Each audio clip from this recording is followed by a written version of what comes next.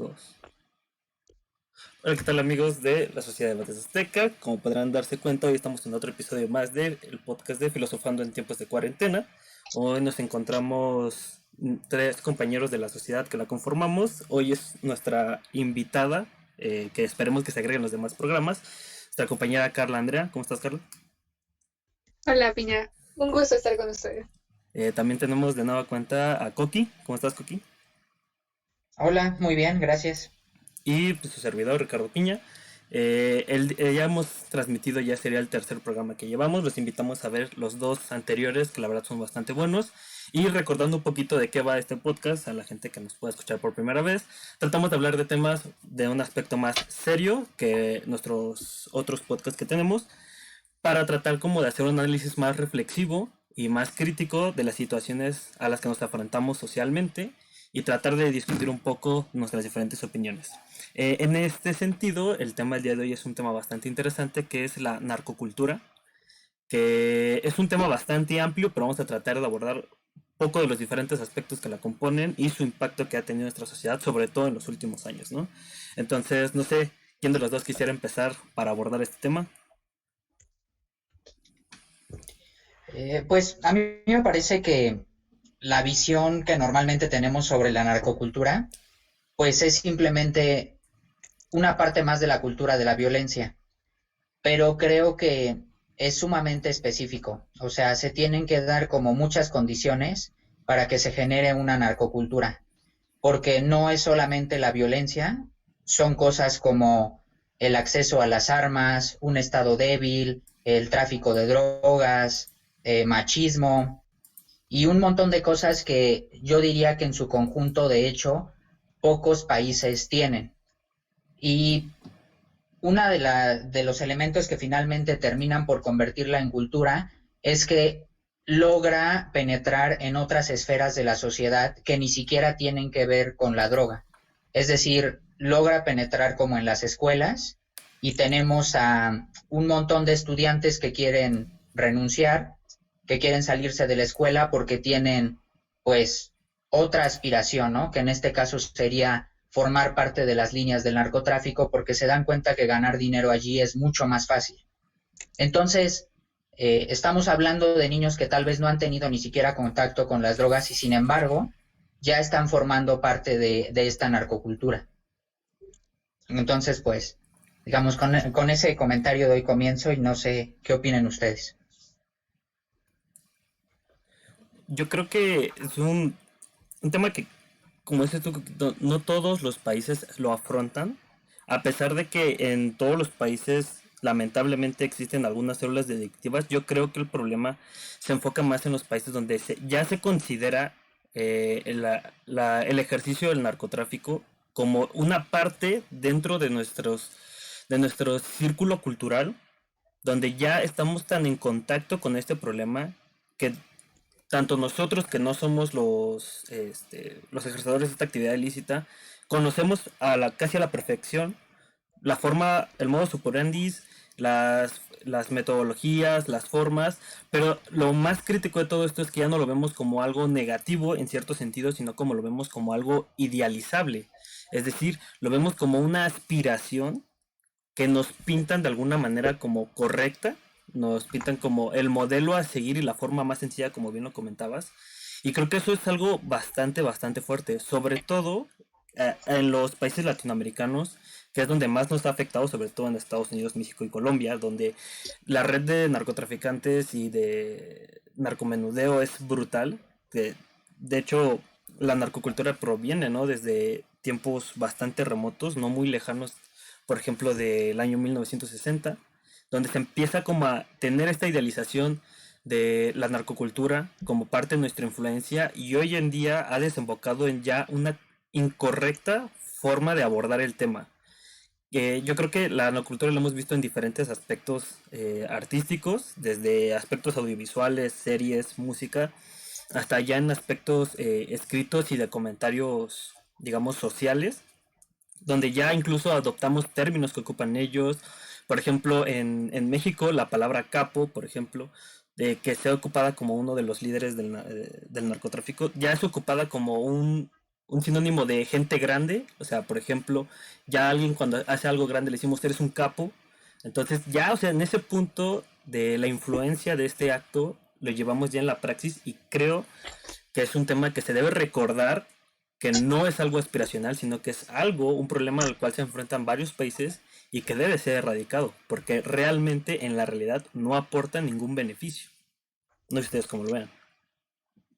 Sí, creo que tienes razón en el aspecto de que se ha vuelto un modelo aspiracional, sobre todo para los niños y para los jóvenes, que es algo sumamente preocupante, pero creo que esto se debe a los medios de comunicación y a la manera en la que se difunde, porque la narcocultura es mostrada, o más bien el narcotráfico como tal, se muestran los beneficios a través, como lo decía, de series, películas, música, se muestran como los beneficios que pueden ser como tener dinero, no sé, mujeres, que es algo que se transmite muchísimo en en los narcocorridos, y poder tener lujos en general, cuando tenemos una nación que realmente no cuenta a lo mejor con los recursos necesarios para sobrevivir en el día a día, y de eso se aprovechan para poder volverlo algo aspiracional, algo por lo que se pueda buscar y por lo que valga la pena sacrificar prácticamente su vida, porque creo que las personas que se dedican a esto son conscientes de que su vida está en riesgo en todo momento, además del daño que le causan como tal a la sociedad y al país. Sí, creo que esto se relaciona muchísimo con la difusión que tienen en los medios de comunicación, tanto en la música como en las series, como en la literatura. No sé si ustedes sabían, pero una parte de la narcocultura incluye la arquitectura, que hay un tipo de arquitectura especial para los narcos. O sea, a mí me llamó Ujú. muchísimo la atención y me sorprendió que fuera como tal el alcance de esta ideología. ¿Y recuerdas cómo es esa arquitectura? No específicamente, pero recuerdo que se refiere como a cosas muy ostentosas, en general a demostrar lujos y poder, que es como lo principal de los narcotraficantes. Esto me hace recordar que el reggaetón en ocasiones tiene como este espíritu de mostrar, digamos, la parte como fresa de los narcos, en el sentido de acumulación de dinero, autos, justo como que existan muchas mujeres hermosas en los videos, la sexualización de sus cuerpos, es decir, todo es lo que digo, invade no solo las escuelas, sino como tú dices, la arquitectura e incluso la música. Y de hecho es algo, es un punto muy importante el que comenta Carla, en el sentido de que en parte es culpa de los medios de comunicación la forma en la cual se ha abordado. Creo que un problema, y este es un caso específico, pero hay muchísimos más, en cuanto a la apología del delito como tal, en donde las artes y los medios de comunicación tratan de excusar el abordar este tema de la manera que ellos mejor crean correspondiente, porque si bien es necesario informar a las personas de que esto es un problema y que cuáles son las causas, cómo se forman, o sea, de dónde se aprovechan estas personas, creo que los medios de comunicación han desbordado el tema a un aspecto más de morbo, que incluso de cuestiones, digamos, científicas o de investigación, mejor dicho. Y creo que esa línea ya no se ha respetado en cuanto a qué es informar y qué es morbosear la información.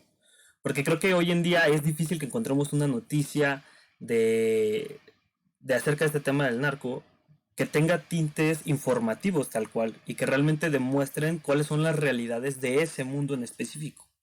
Pero sin en cambio hemos visto todo un mundo lleno de lujos, como dicen ustedes, no solo en la música, sino también en comerciales, en expresiones artísticas, en la arquitectura, en la pintura, incluso en formas religiosas, porque la parte del narcotráfico también involucra en aspectos religiosos, porque yo creo que la mayoría conocemos que tienen ellos un santo que se llama Malverde.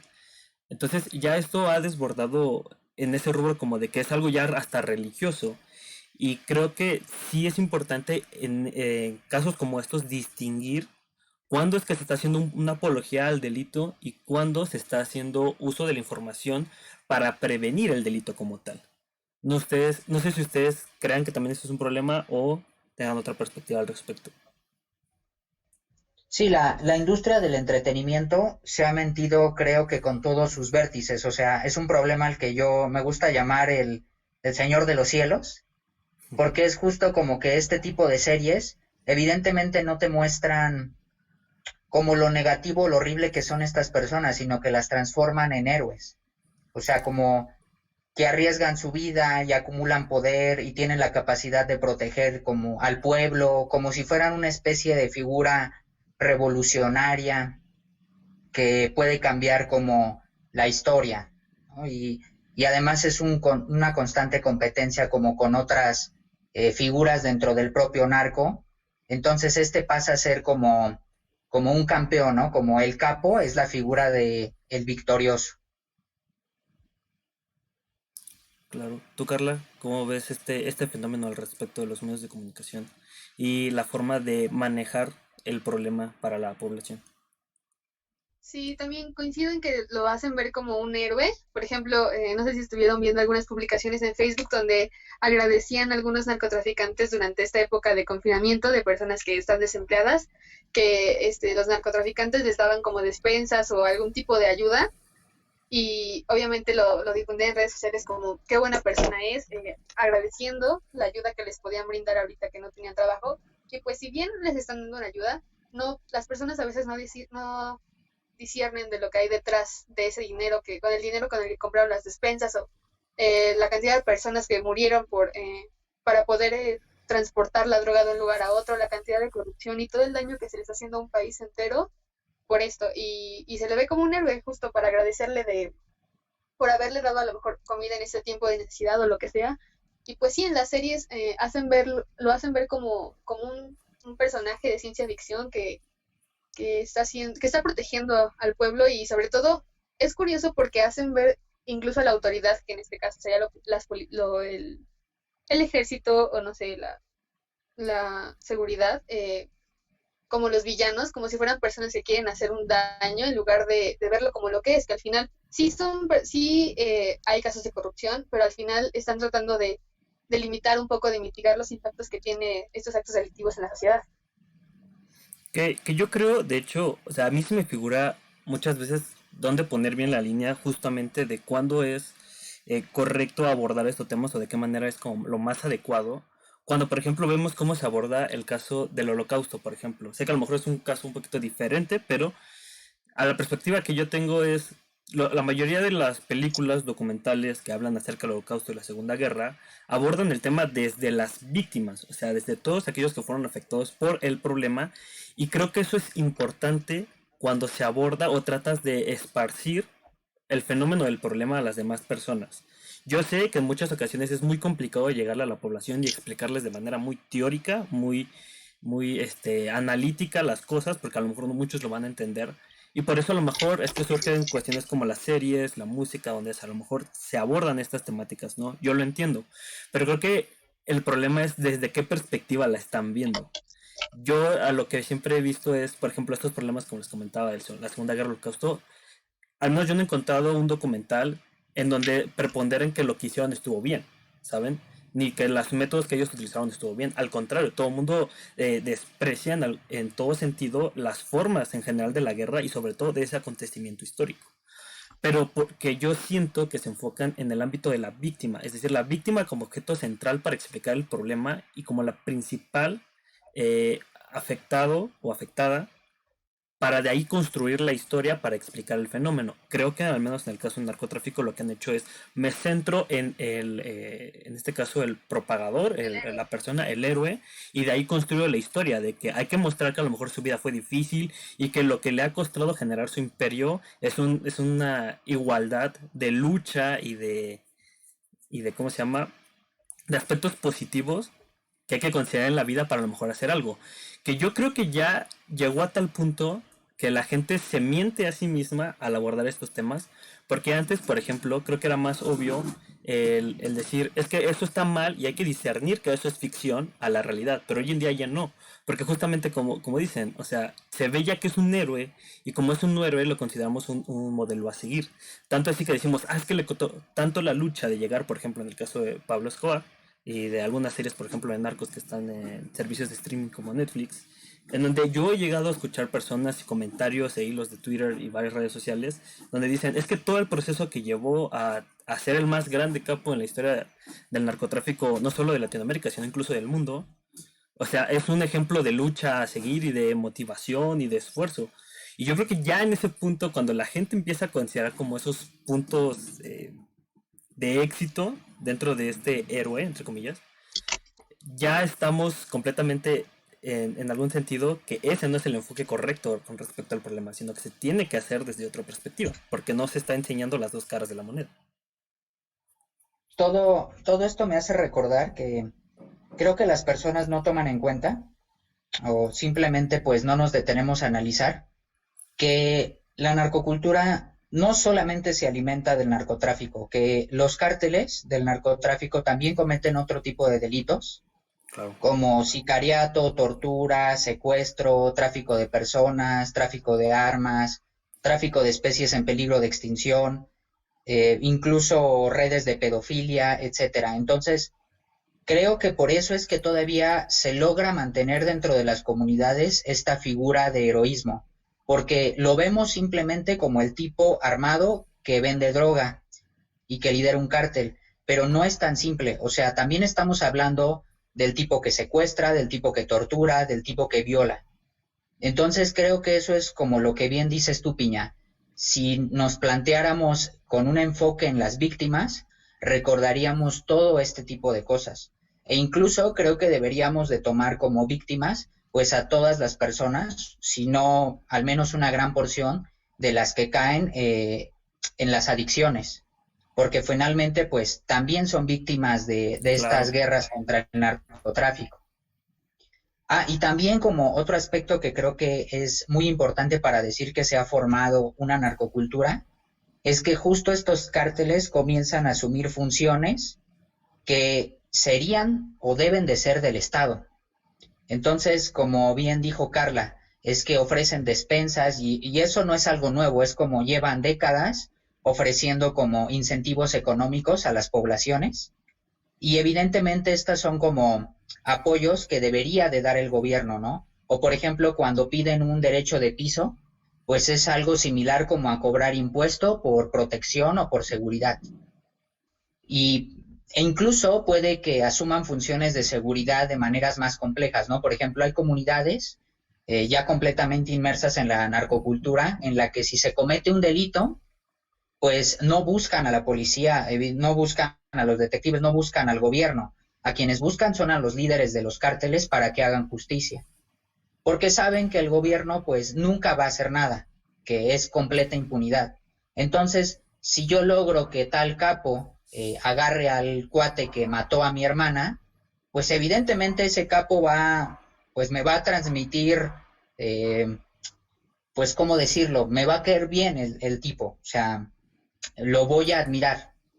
Entonces creo que eso es lo que se olvida, que el Estado tiene que ser bastante débil para que se pueda formar esta narcocultura, porque el Estado es el que tiene que recordarnos que finalmente nunca dejan de ser criminales.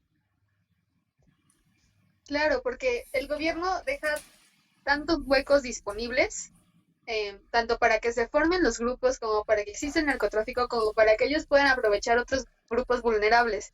Y justo lo de la vulnerabilidad me recuerda que se ubican en sectores económicos realmente bajos al inicio, ¿no? Porque actualmente la narcocultura ya no distingue tanto entre esos sectores económicos, pero inicialmente se enfocan en personas que a lo mejor necesitan comida, necesitan protección para volverse figuras de autoridad hasta cierto punto o convertirse en héroes, como estábamos mencionando, y puedan seguir como bajo ese punto de seguir siendo admirados e incluso tener la admiración de la población para poder seguir llevando a cabo esas actividades, ser denunciados o seguir permitiendo la impunidad que mencionaba Coqui. Que de hecho, o sea, partiendo precisamente de la relación del Estado con respecto a este problema, yo creo que, al menos yo creo que parte de fomentar eso también es comprender, por ejemplo, las cuestiones de, no de impunidad, pero lo que supuestamente ahora se le llama como el perdón a los criminales, que son políticas que han tratado de implementar diferentes aspectos políticos, en donde se les perdona el crimen que cometieron estas personas porque consideraron que estuvieran en algún motivo de necesidad, que fue lo que los atrajo a la actividad ilícita como tal, y que tal cual no tienen un problema. Yo al menos considero que a lo mejor parece ser una herramienta en algún sentido laudable para aquellas personas inocentes que fueron arrastradas a este problema, pero creo que en algún sentido este tipo de medidas lo único que están haciendo es tratar de fomentar que es un héroe, ¿sabes? Porque no hay un castigo ante el crimen o ante el acto ilícito que acaban de cometer,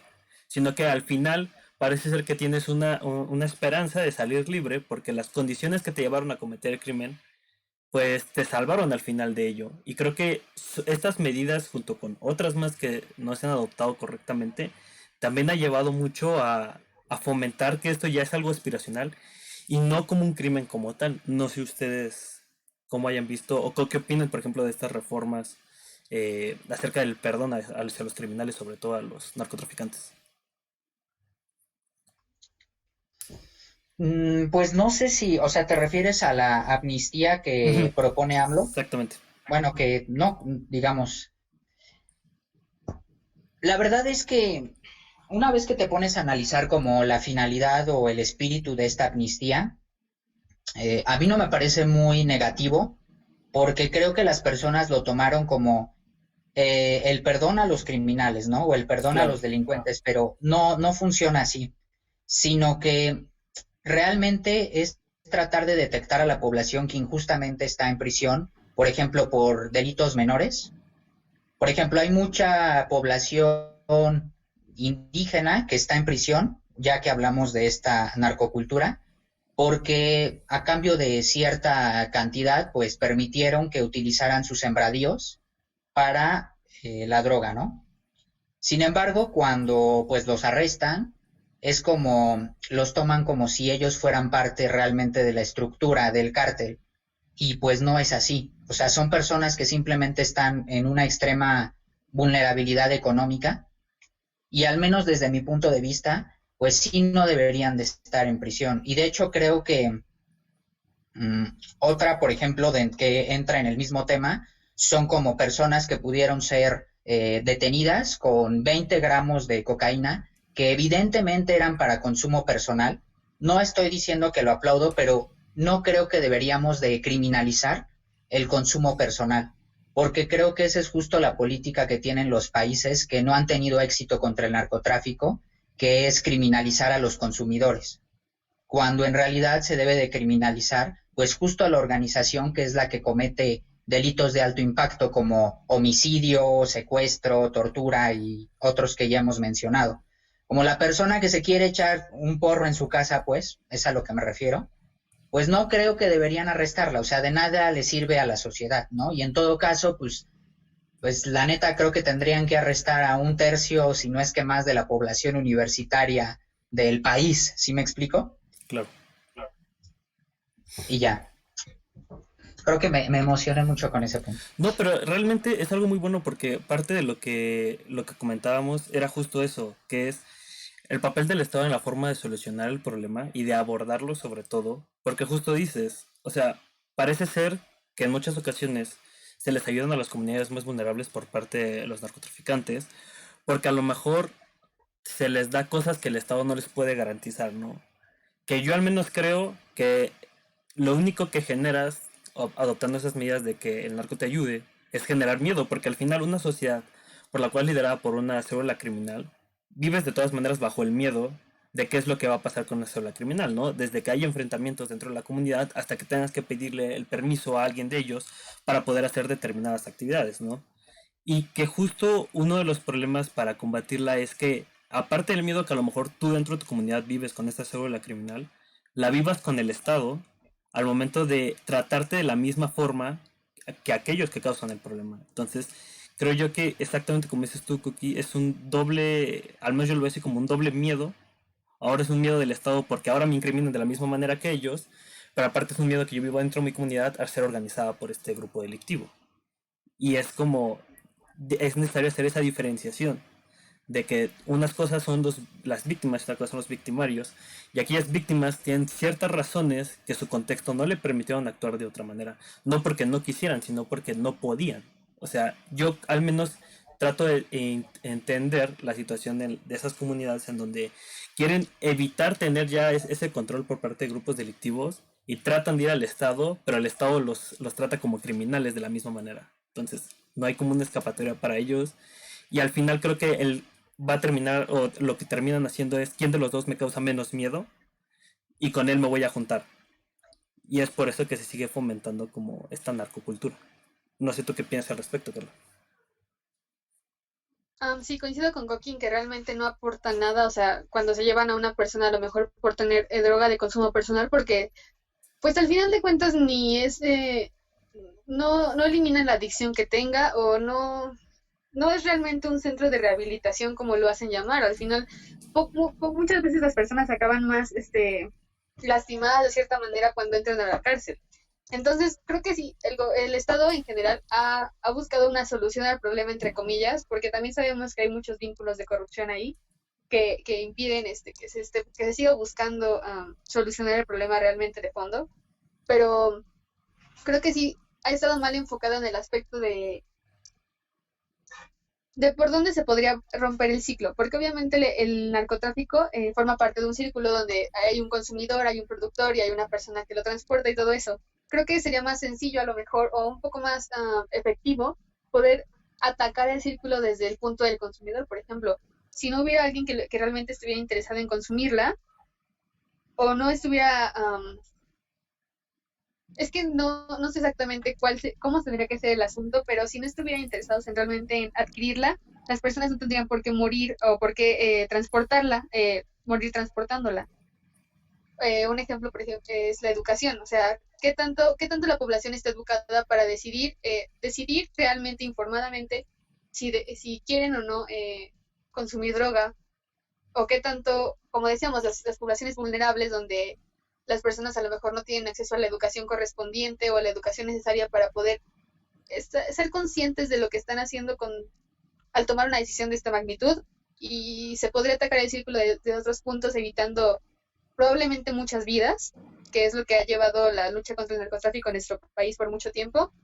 Y también hablando del tema de la seguridad y del miedo, sí coincido totalmente contigo, Piña, porque además la seguridad no solamente es que el gobierno envía a lo mejor un grupo de policías a la comunidad, porque a lo mejor si yo veo que hay policías, puedo pensar, o sea, la seguridad es una perspectiva personal, pero puedo pensar como hay algo que está pasando. Obviamente sé que hay problemas en la comunidad, pero hay algo que realmente está preocupando al Estado como para enviar algo así. Entonces, un grupo de policías a lo mejor a mí no me va a brindar la seguridad si estamos hablando de algo personal realmente, si estamos hablando de la perspectiva individual de sentirse seguro.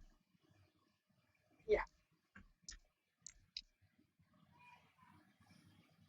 ¿Tú, Coqui, cómo ves este problema del miedo generado por las células criminales y el papel del Estado dentro de mitigar ese miedo?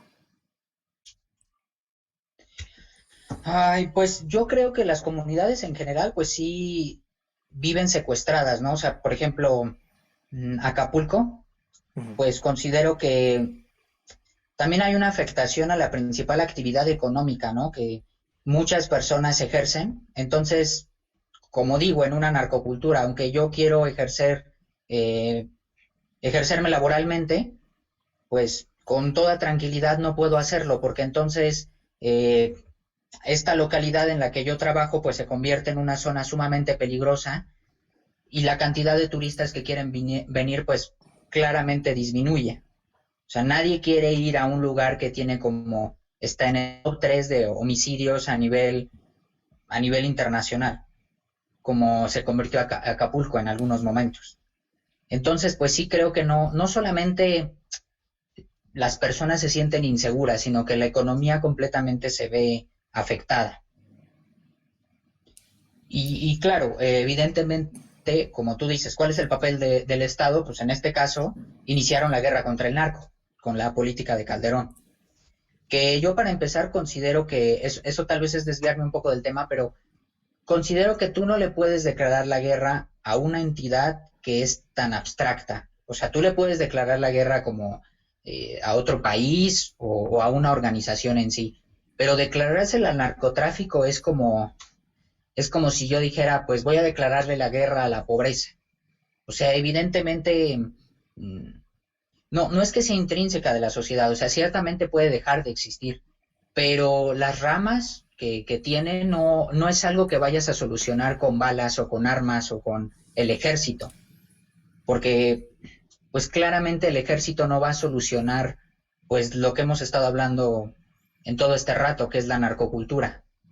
No puedes tú enviar a un coronel a blindar una ciudad cuando la pobreza ahí existe y siempre es para los jóvenes de esa ciudad una opción sumarse a las líneas del narcotráfico.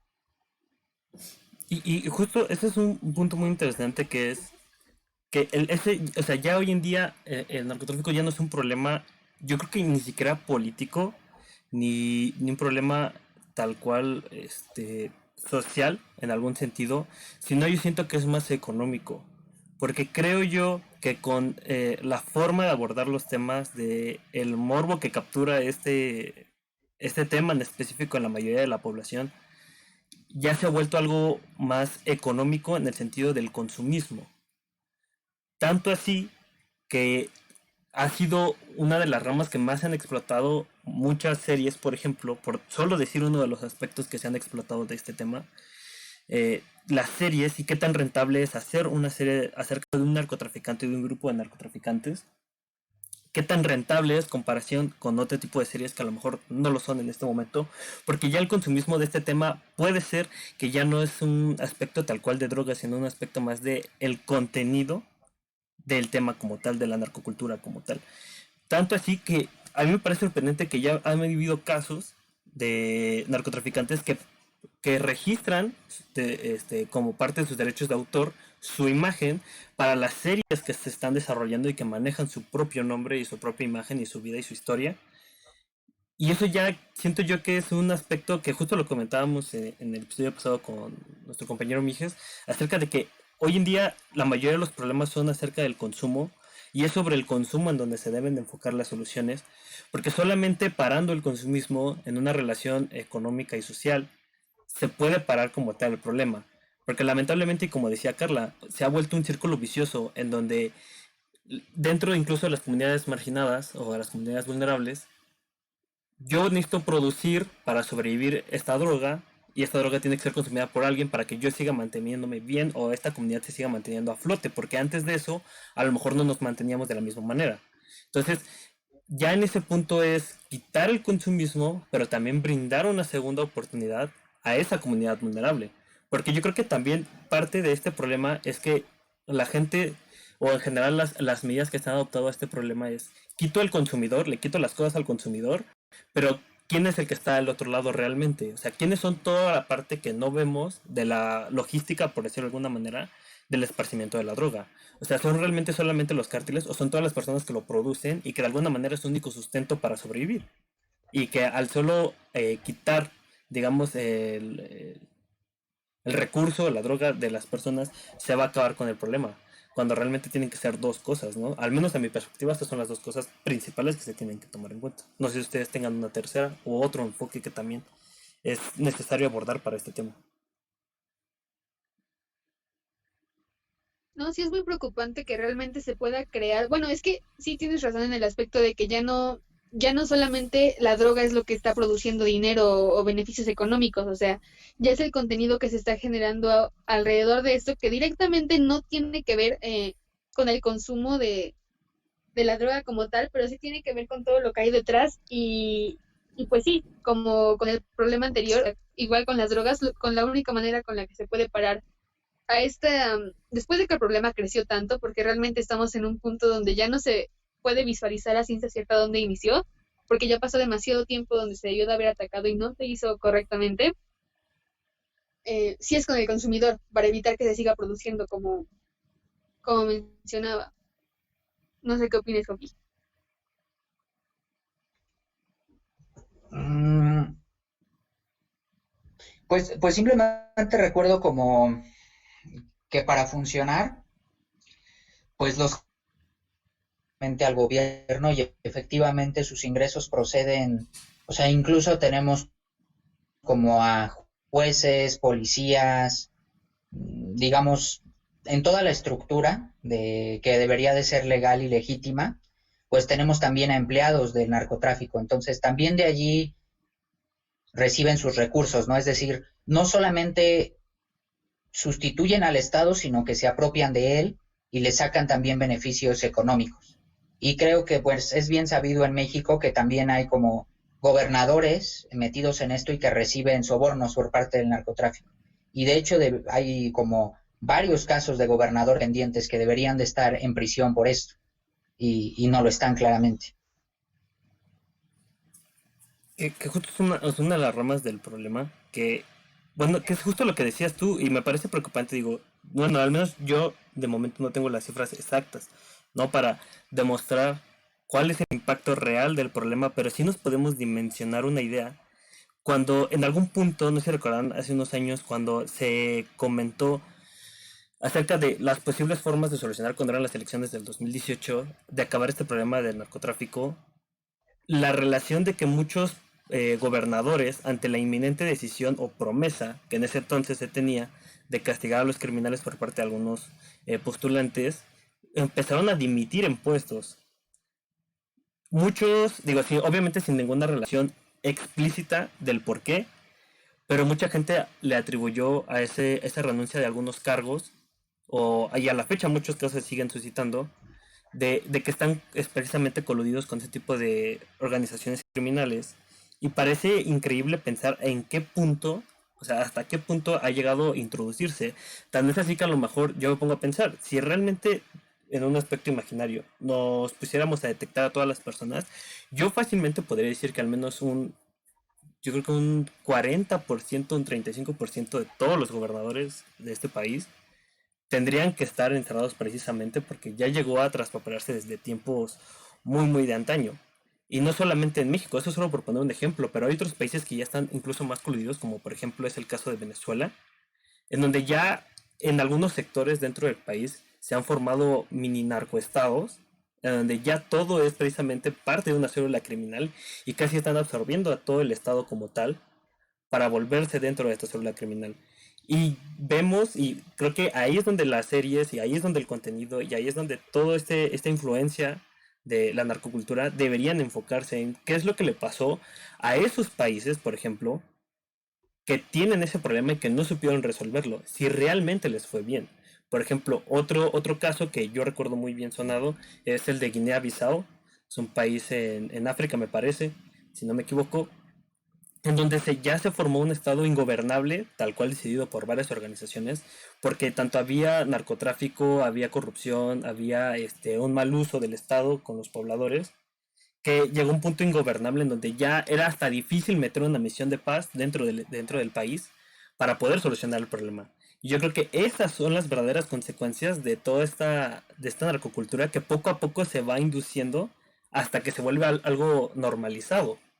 Porque podría ser que muchas personas puedan pensar que pues esto es un problema y todo el mundo sabe diferenciar la ficción de la realidad en cuanto a los contenidos y la influencia que tiene en nosotros, pero yo al menos sí soy de la idea que llega un punto del cual te bombardean de tantos lados que terminas por creértelo, aunque en el fondo sabes que no es cierto, pero inherentemente comienzas a tener actitudes que te llevan a eso. O sea, yo incluso podría decir, o sea, ¿cuántas personas hoy en día se sorprenden a ver una noticia acerca del narcotráfico en nuestro país? O sea, cuando comentamos una noticia de estas, ¿qué tan común es que alguien se sorprenda? Y es ahí donde vemos que poco a poco, de manera silenciosa, está aumentando el problema.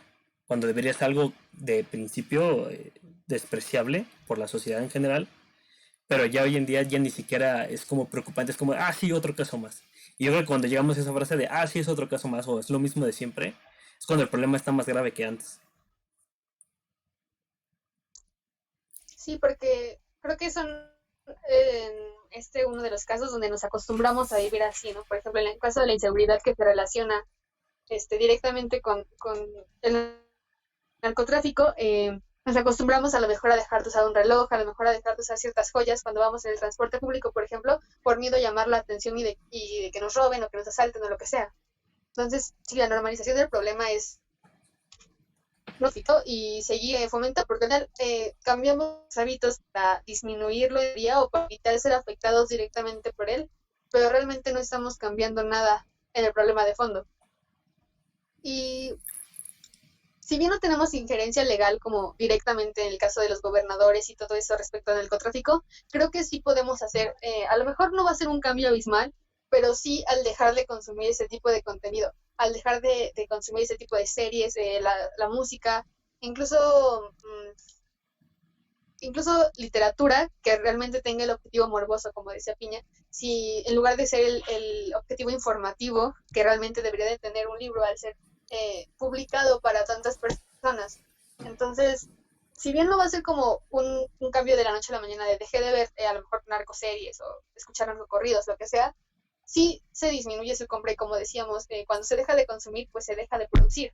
A lo mejor nosotros no somos los millones de población que va a estar viendo la serie o lo que sea que se esté transmitiendo, pero creo que sí podemos disminuir de cierta manera el problema, porque es un problema que se dejó crecer tanto, por tanto tiempo, que ahora es muy complicado definirlo incluso, y mucho menos erradicarlo. Pues sí, sí creo que la población civil tiene como mucho que hacer y como muchas posibilidades, no solamente por dejar de consumir estos materiales, sí creo que como muchos movimientos sociales podemos presionar al gobierno para que pues él sea el que actúe, ¿no? Porque tiene el poder de hacerlo. Y, y pues realmente sí tiene las herramientas, o sea, si bien el ejército para mí no es la solución, creo que sí hay como estructuras legales que tienen que cambiar para eso. Y ciertamente pues nos tienen que responder como todos estos casos y no solo de gobernadores, ¿no? O sea, como les había mencionado, es como incluso hay jueces involucrados y incluso hay presidentes que se han acusado entre sí de haber participado o de haber recibido sobornos por parte del narco. Sí, y porque yo creo que... Pero como decía Ajá. Piña, el problema está tan dentro de la estructura que es complicado realmente solucionarlo de un día para otro. O sea, sí el gobierno obviamente tiene que responder por el Estado, por todo lo que está causando este problema de la sociedad en general, pero creo que sí sería un camino aún largo, que aún ni siquiera se ha iniciado, ¿no? Pero que aún sería más largo al considerar que está dentro de la estructura, como decían, están en jueces, está dentro de la corrupción del mismo sistema y que sí veo muy complicado de erradicar en un corto plazo. Ahora sí, perdón, Piña. No, sí, era justo eso, porque yo lo que les iba a comentar era que parte de un problema que yo he visto que pasa mucho en nuestro país al menos, es que nunca se acepta que las medidas que se tomaron no han mejorado nada y que seguimos teniendo el mismo problema. Creo que es un problema que pues, es una situación que aplica en muchos problemas, que es cuando todos nuestros dirigentes, no solo en uno específico, sino todos dicen, es que con esta medida ya no tenemos tanto problema y con esto se va a solucionar todo. Y la realidad es que la situación no ha cambiado mucho, a pesar de que nos digan, es que no pasa de un día para otro, pero ya llevamos muchos años, como decía Coqui, desde la guerra contra el narcotráfico de Calderón, donde se sigue diciendo que se han medido haciendo medidas y probablemente sí ha mejorado en algún porcentaje muy pequeño la ayuda, pero no es suficiente para la cantidad de tiempo que llevamos viviendo de esa manera. O sea, parece increíble pensar que hay países en donde debería de haber este problema de manera más fuerte y lo controlan de una mejor manera y se ha suscitado de una mejor manera por aceptar que tienen un problema. O sea, creo que México en específico es la excepción a la regla en donde aquí, con tal de que la gente no sepa algo que ya saben que es un problema, no aceptan el error. ¿Me explico? O sea, parece increíble que a los dirigentes y en general las medidas que toman les da miedo aceptar un problema que ya todos sabemos que existe. No sé por qué motivo, pero les da ese cierto temor a enfrentar el problema. Y creo que es un error muy grave, porque en esta situación en específico, sí hay que entender que ya es un problema, y entendiendo el problema es cuando entonces a ver si podemos decir, ok, ¿cuál es la solución? Porque siento que lo único que están haciendo es parchar y parchar y parchar un agujero que es mucho más grande que el parche mismo. Entonces, parte de este problema creo que es también aceptarlo y que la gente comience a aceptar que muchas de las cosas que ellos han estado viviendo forma parte de una narcocultura que se les ha venido enseñando desde hace tiempo. Porque si bien nosotros podemos exigir al Estado que haga algo, también es que nosotros nos exijamos a nosotros mismos ver qué tan hemos sido influenciados por estas culturas, estas influencias sociales, culturales, del problema, para saber que también nosotros qué tan sumergidos estamos. Porque yo creo que si bien es un problema por parte de ciertas normas que debían asegurarnos nuestra, valga la redundancia, nuestra seguridad, también creo que nosotros también hemos inculcado en otras personas el hecho de normalizar este problema. Y creo que esa es también parte de algo crítico que debemos de entender para poder entonces abordar el tema de una correcta manera. No sé ustedes cómo Es que ven al justo eso es respecto. la cultura, o sea, la normalización de este tipo de cosas. ¿Cómo? Perdón. Que justo esto es la narcocultura, es normalizarlo y dejar de ver el problema como tal y verlo como algo que está pasando y aceptarlo. Y en lugar de buscar solucionarlo, lo vemos como parte de nuestra vida diaria, lo vemos como algo que está pasando, algo que pues está ahí, que no podemos hacer nada al respecto y lo peor creo que es de todo, es que está bien o que es algo aceptable y que pues se siga fomentando. O sea, creo que el problema sí es reconocido, sí se sabe que existe, pero no se reconoce como un problema. Y justo ese es el problema de este tipo de contenido y de cultura que se sigue transmitiendo a la población en general.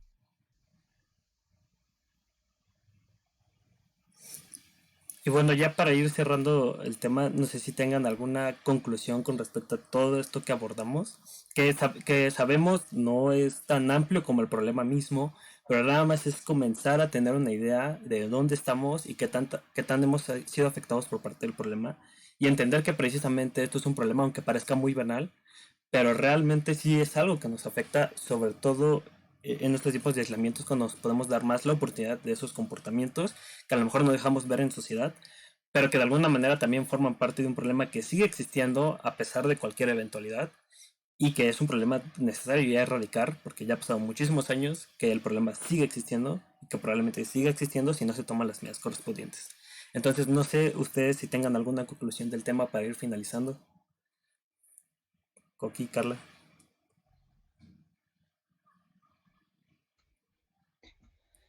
Pues creo que todas las partes como componentes de la sociedad que han colaborado para construir este problema, pues finalmente son justo las claves para solucionarlo, ¿no? Entonces, si ha existido una idealización, pues creo que tenemos que reestructurar cuáles son las figuras que admiramos, ¿no? Socialmente. Por otro lado, si el gobierno ha sido corrupto, pues también tiene que haber una reestructuración gubernamental.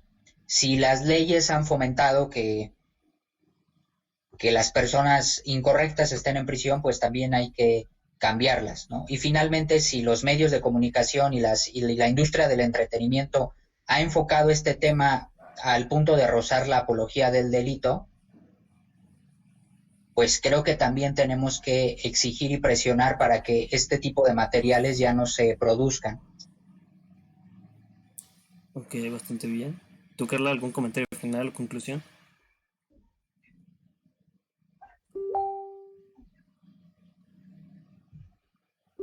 Me parece que Carla está teniendo algunos problemillas. Pero sí, justamente es parte de eso. Ah, sí, Es, dice que se salió sin querer. como sabrán, pues estamos haciendo los programas por videollamada, porque la situación precisamente no nos permite desplazarnos unos a otros. Y son parte de los problemas clásicos que tenemos. Entonces, trataremos de ver si Carla está disponible para algunos comentarios finales o conclusiones. Ya, listo. ¿Listo? Gracias, ya. Perfecto. Ya estoy lista. Perdón por apagar tu micrófono, Carla, pero era necesario. Perdón. Digo, Ya está está bien, no hablando te de más. No, no preocupes, es cierto. Este, no, creo que mi conclusión sería como que cada sector de la sociedad en general tiene que ser responsable de sus acciones. Primero, observar qué es lo que está mal y que cada parte tiene una función en específico que puede solucionar para erradicar ese problema, a lo mejor en un largo plazo, pero creo que sí, todos los sectores de la población tienen cierta responsabilidad en que esto se siga fomentando y se siga consumiendo en general y se siga alimentando el narcotráfico a través de la narcocultura. Perfectamente. Yo lo último, ya para concluir con este tercer episodio, sería precisamente como siempre les hemos tratado de expresar, es analizar los contenidos que nosotros consumimos día con día y que consumen las personas que nos rodean, para entender un poquito qué son los temas que abordan, de qué manera lo abordan, si es algo bastante bueno en la cual aporta a lo mejor a una nueva visualización del problema, o es algo que solamente lo está normalizando. Creo que a lo mejor parece muy tonto decir que son contenidos audiovisuales y que no tienen mayor importancia, pero cuando millones de personas lo consumen, millones de personas lo aceptan como normal, se vuelve un problema dependiendo de qué es y de qué manera se aborde.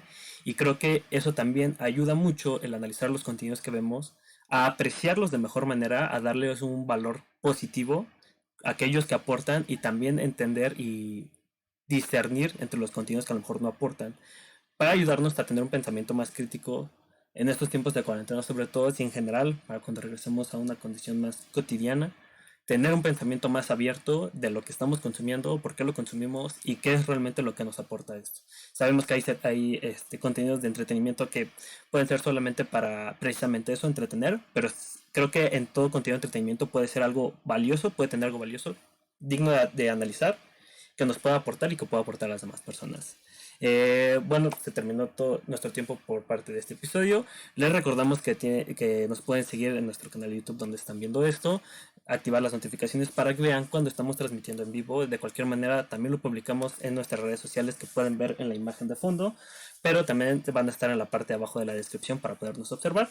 Les recordamos que ya estamos disponibles en Spotify para que nos puedan escuchar desde cualquier dispositivo móvil, y también nos pueden escuchar por Anchor, que es un sistema de podcast que a lo mejor muchos conocerán. También nos pueden ubicar ahí como Sociedad Bates Azteca. De cualquier manera, estarán en las descripciones todos los links para que nos puedan seguir y puedan estar comentando. Les recordamos que este podcast es un proyecto de la Sociedad Bates Azteca, una organización dedicada precisamente a promover el pensamiento crítico analítico y el diálogo en las demás personas, para que esta sea una sociedad mucho más razonada, mucho más pensante, y que eso nos ayude a contribuir a un mejor futuro.